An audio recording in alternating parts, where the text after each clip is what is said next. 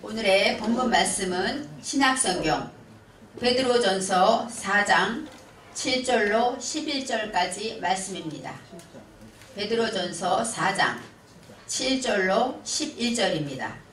신약성경 페이지 381쪽쯤에 있습니다.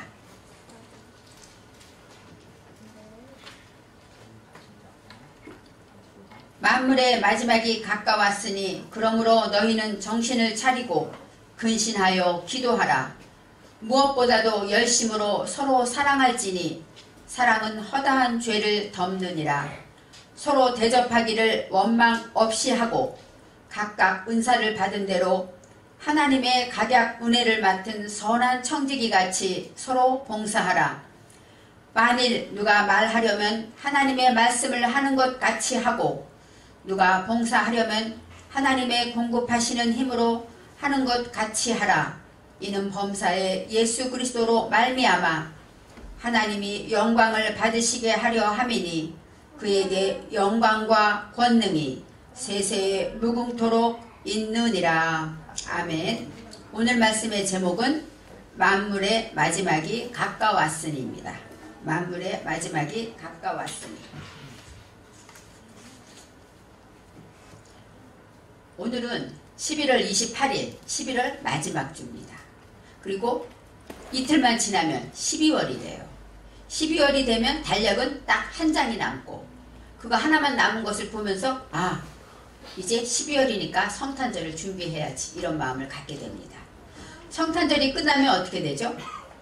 2021년은 끝나가는 것이죠. 이처럼 마지막 달, 한 달 하나밖에 없는 달력을 보니까 어떤 마음이 생깁니까? 세월이 빠르다. 1년이 벌써 지나가는구나. 그러면서 유정의 미를 거둬야지. 더 열심히 해야지. 이런 결심을 하게 됩니다. 오늘의 본문 말씀에는 베드로 사도가 초대교회 그 예수를 믿음으로 영접함으로 당한 그 많은 핍박과 환난을 당한 그런 성도들에게 이제 위로하면서 권면하면서 만물의 마지막이다 하고 권면합니다. 마지막이니까 조금만 더 참아라. 조금만 더 인내해라. 주님이 오실 거야 하고 위로하면서 만물의 마지막이란 말씀을 하고 있습니다. 그리스도께서 4장 1절에 말씀하십니다. 이미 육체의 고난을 받으셨으니 너희도 같은 마음으로 갑옷을 삼으라. 이는 육체의 고난을 받은 자가 죄를 그쳤음이니. 주님도 우리와 같이 육체의 고난을 받으셨다고 말씀하십니다. 그렇기 때문에 그 같은 마음은 누구의 마음일까요? 예수 그리스도의 마음을 가지고 갑옷을 삼으라고 1절에 말하고 있습니다. 성도가 받은 고난은 주님이 당한 모든 고난과 같은 육체의 고난이지만 그것을 무엇으로 이기라는 것입니까? 주님의 마음의 갑옷을 가지고 이기라는 것입니다. 주님이 당한 고난을 기억하면서 주님도 견디셨지, 주님도 승리하셨지, 그런 마음으로 고난을, 환난을 견디라고 합니다. 전신갑주, 여기서 갑옷은 전쟁 나갈 때 입는 옷이고 성경에 말하는 전신갑주를 말하죠.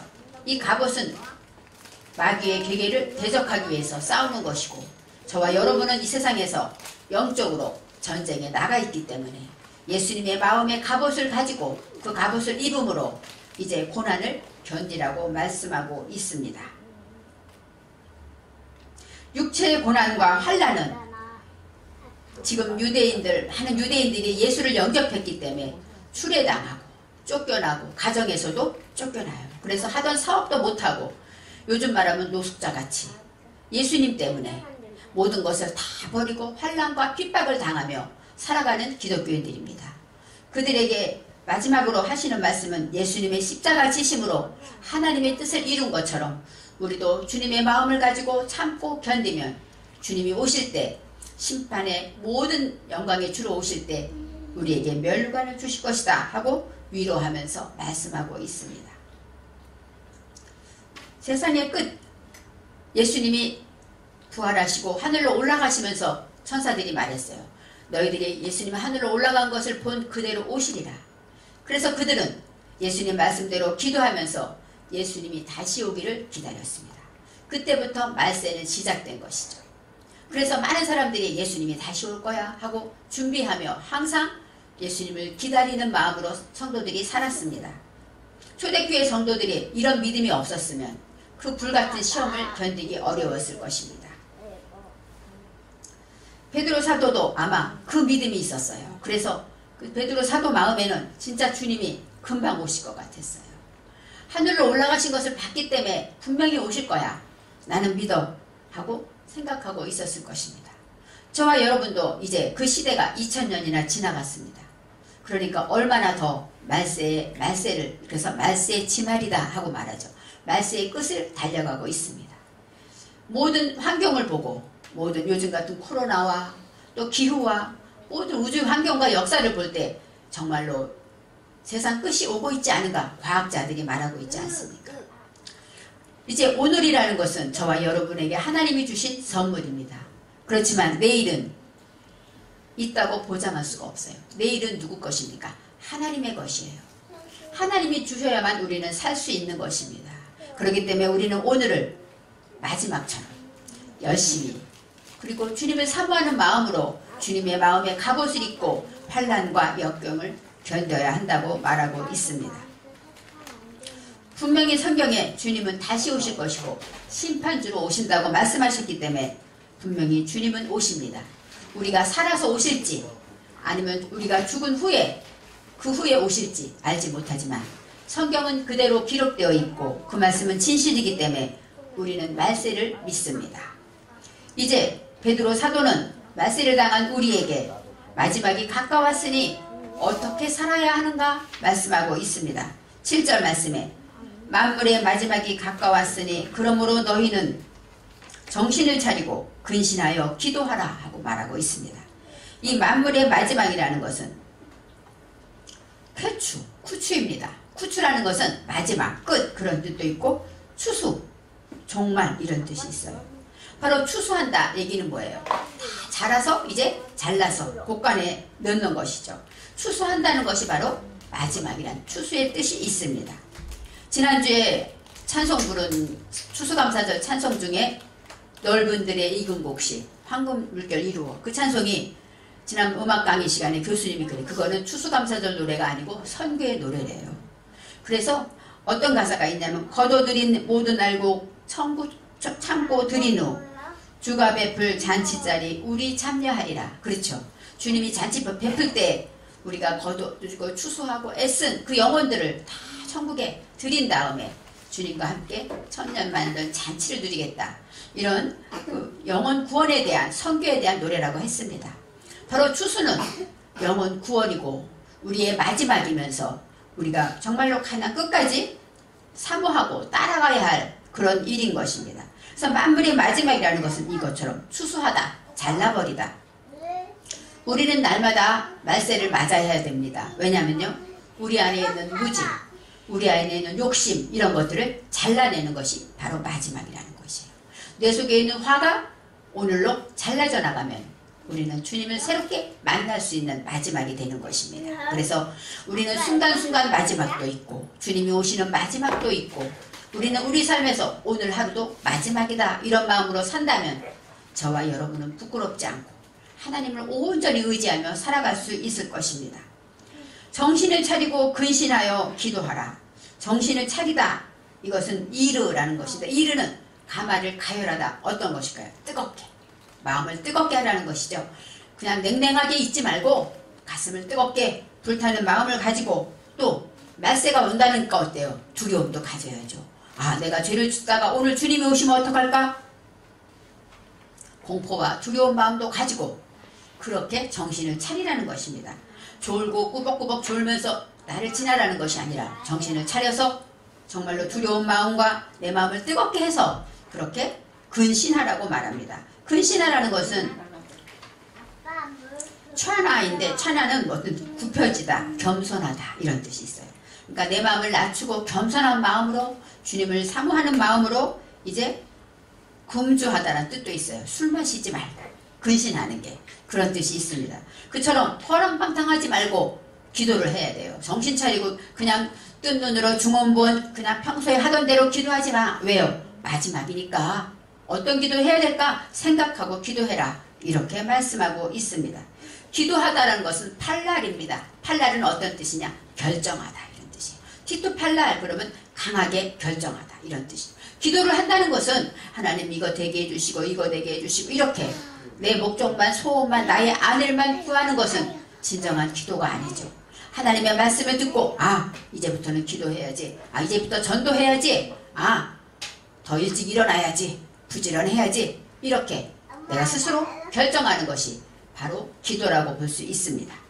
그래서 히브리어 원어에서는 이렇게 팔랄, 탄원하다, 기도하다, 결정하다 이런 뜻이 있습니다. 그러니까 우리는 만물의 마지막이 왔을 때는 기도를 하긴 하되 어떤 기도를 해야 될까요? 결심하고 이렇게 살아야지 결심하는 기도, 또 겸손하고 정신을 차려서 두려움과 떨림을 가지고 기도하라고 베드로 사도는 말하고 있습니다. 8절에 무엇보다도 열심으로 서로 사랑할지니, 무엇보다도에서는 무슨 뜻이냐면 모든 것보다 앞에, 근데 헤나에 콜 따바르 모든 말씀보다 앞에 이런 뜻이에요. 그러니까 너희가 만물의 마지막이 됐으니까 말씀이 너무 많아. 기도도 해야 되고 순종도 해야 되고 서로 사랑해야 되고 용서해야 되고 많은 게 있어. 그렇지만 그것보다 제일 앞에 둘 것이 무엇이냐? 열심으로 서로 사랑하라. 가장 중요한 것이 사랑이라고 말합니다. 오늘 교동문에 고린도전서 13장을 읽었죠. 믿음, 소망, 사랑 그 세 가지는 항상 있을 것인데 그 중에 제일은 사랑이라고 그랬어요. 그래서 마지막이 된 우리에게 베드로가 권하는 것은 정신 차리고 기도해, 두 번째 열심으로 사랑해 이렇게 말하고 있습니다. 열심으로 사랑하다, 이 열심은 하자크인데 강하게 뜨겁게 사랑해라, 굳세게 사랑해라 이런 뜻도 있고, 헬라어로 볼 때에는 어떤 뜻이냐? 쉬지 말고 꾸준히 사랑해라 이런 뜻도 있습니다. 그러니까 사랑하긴 사랑하되 내가 기분 좋을 때 사랑하고 이것이 아니라 꾸준히 사랑하는 것이 바로 열심으로 사랑하는 것이라고 말하고 있습니다. 그 사람이 나를 원망하고 그 사람이 나에게 미운 짓을 해도 주님의 사랑으로 끝까지 사랑하라고 말하고 있습니다.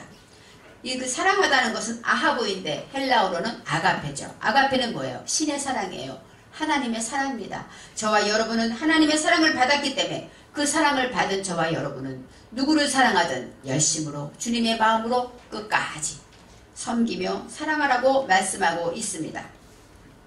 사랑을 해야 되는 이유는 사랑은 허다한 죄를 덮느니라.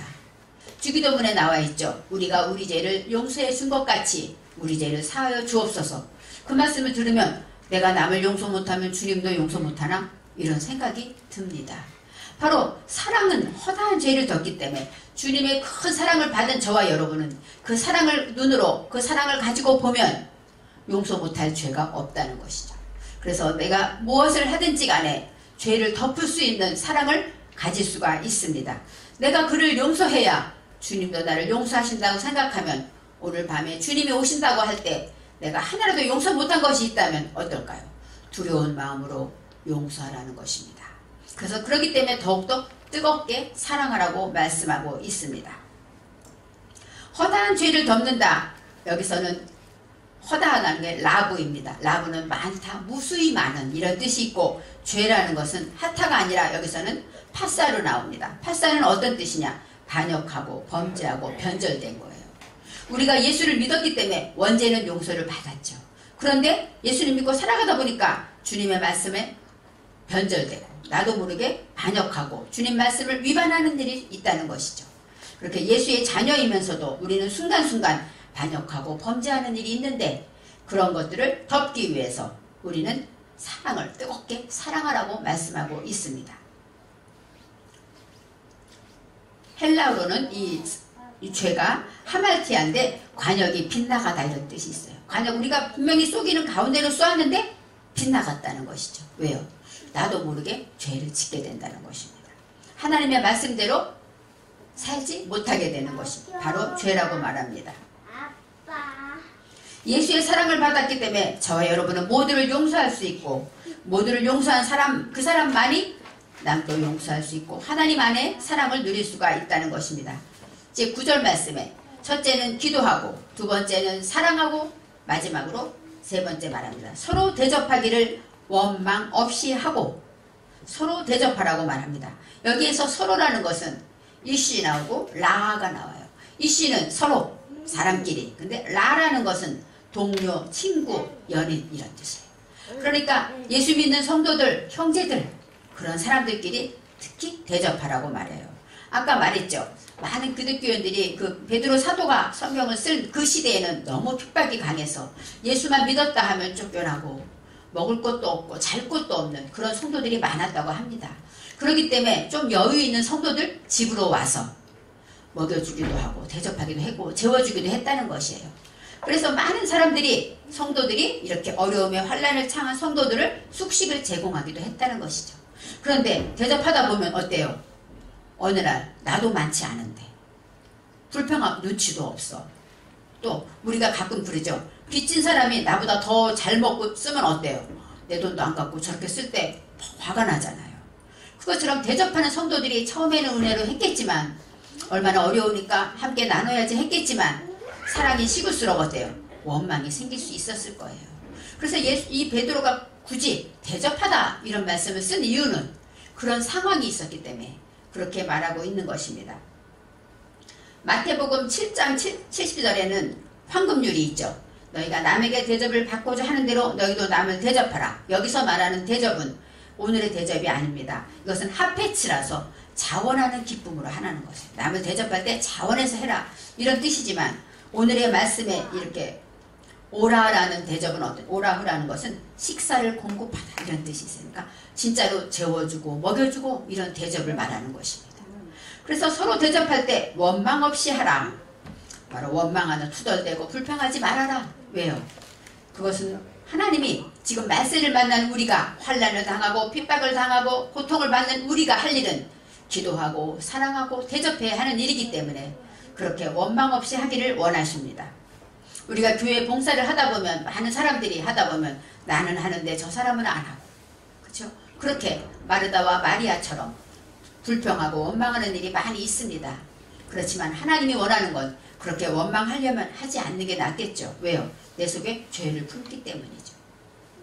오히려 하지 않고 나는 못하는구나 하고 겸손한 마음으로 있는 것이 아마 하나님 보시기엔 더 깨끗할 수가 있습니다. 그래서 이렇게 원망 없이 하라고 말씀하시면서 이제 10절에 이제부터는 왜 이렇게 하려면 어떤 마음으로 해야 하는가 말씀하고 있습니다. 10절 말씀에 각각 은사를 받은 대로 하나님의 각양 은혜를 받은 선한 청지기같이 서로 봉사하라. 여기서 봉사하다는 것은 뭐예요? 주인의 식사를 하는 동안 우리가 서빙 갖다 드리고 잘 드시나 보고 부족한 거 채워드리고 이것이 바로 봉사하다 이런 뜻이 있습니다. 그래서 여기서는 에제르는 돕다, 도움을 주다, 원조하다 이런 뜻이 있어요. 그래서 식사에 수종들다 이것이 바로 봉사하다의 뜻이 있습니다.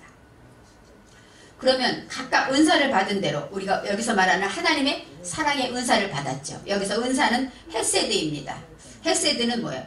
하나님의 은혜, 하나님의 긍휼함을 받고 하나님 우리를 불쌍히 여겨서 우리를 용서해 주신 그 은혜를 말하고 있습니다. 헬라어로는 카리스마. 카리스마는 어떤 뜻이냐? 선물, 은사, 은혜, 구원, 거저주시는 것이죠. 은혜도 거저줬고 선물도 거저받았고 구원도 거저받았기 때문에 이 카리스마라는 단어가 있습니다. 바로 각각 은사를 받은 대로 하나님의 각양 은혜를 맡은 선한 청지기같이 각양 은혜를 맡았다는 것은 많은 은혜를 맡았다 이런 뜻이에요. 우리는 많은 은혜를 받았습니다. 아침에 자고 일어나서부터 누구를 만날 때부터 다 하나님의 은혜라는 것이죠. 11월 마지막 주까지 지나고 생각하니까 야 정말 하나님의 은혜였구나 돌이키면서 생각합니다. 각양 은혜를 받은 대로 선한 청지기같이 봉사하라. 여기서 선한 청지기가 나옵니다. 선하다라는 것은 토부인데 여기서 토부가 나오지 않고 만나로 나와요. 만나는 무엇이죠? 광야에서 하나님이 내려주신 양식이잖아요. 만나는 어떤 뜻이냐? 바로 내 몫이라는 뜻이에요. 내 목, 내 분량, 내 할당받은 것. 그러니까 선한 청직이라는 것은 청직인 청직인데 내가 할당받은 청직이라는 거예요. 어떤 사람은 찬양으로 청직의 사명을 받았죠. 어떤 사람은 봉사, 청소하는 것으로 받았어요. 어떤 사람은 전도하는 것으로 받았어요. 어떤 사람은 기도하는 것으로 받았어요. 이렇게 사람마다 다 다른 청직의 은사를 받았다는 것입니다. 그래서 그 가진 거 가지고 봉사하라는 거예요. 그렇게 대접하는 자는 어때요? 대접의 은사를 받은 거죠. 부자는 뭡니까? 부자는 하나님이 선물로 줬는데 그것이 바로 은사라는 거예요. 하나님의 은혜라는 것입니다. 그래서 그것이 바로 내 돈이 아니라 내 물질이 아니라 하나님의 것을 맡은 청지기 같이 하라는 것입니다. 그래서 서로 봉사할 때 이제 누가복음 16장에 불의한 청지기가 나와요. 그래서 그 청지기가 들리는 소문에 주인이 들으니까 함부로 낭비하고 제멋대로 마음대로 한다 이런 소문이 들어서 청지기를 불러다가 주인이 이제 너는 그만둬라 이렇게 말하죠. 그럴 때 불의한 청지기가 못된 청지기죠. 그러니까 욕심 많은 청지기가 생각해봤어요. 야, 이제 내가 쫓겨나면 이제는 완전히 백수가 돼서 아무도 월급도 주지 않는데 내가 어떻게 해야 될까 하다가 지혜를 짜낸 것이 주인에게 빚진 자들을 다 그때까지는 자기가 해도 되니까 빚진 자를 불러다가 몇 말 빚졌냐? 100말 빚졌습니다. 그럼 80말이라고 써라 하고 빚을 다 탕감해 줍니다. 자기 마음대로. 근데 주인이 뭐라 그래요? 지혜롭게 했다고 말해요. 저는 이게 이해가 안 갔어요. 그런데 생각해 보니까 이 청지기가 깨달은 게 있었어요. 자기가 해고 통지를 받고 나니까 내가 맡았던 청지기, 내가 창고에 들였던 모든 것들이 내 것이 아님을 깨달은 거예요. 그래서 내 것인 양 자랑하고 뻐기고 내 맘대로 막 했던 것이 이게 내 것이 아니었구나. 이제 내가 나가면 이건 아무것도 아니구나. 그리고 이제는 주인의 것이라는 마음을 가지고 자르고 나눠주고 했다는 것입니다. 바로 참된 지혜는 무엇입니까? 내가 가지고 있는 것이 하나님의 것이라는 것을 깨닫는 것이에요. 오늘의 청지기는 바로 어떤 청지기입니까? 창고지기라는 뜻이 있어요. 그래서 까자바르라고 하는데 이것은 창고지기로 헬라어로는 가정관리사 그리고 집사 이런 뜻도 있습니다. 교사, 감독 이런 뜻이 있는데 창고지기라는 것이 너무나도 이해가 됩니다.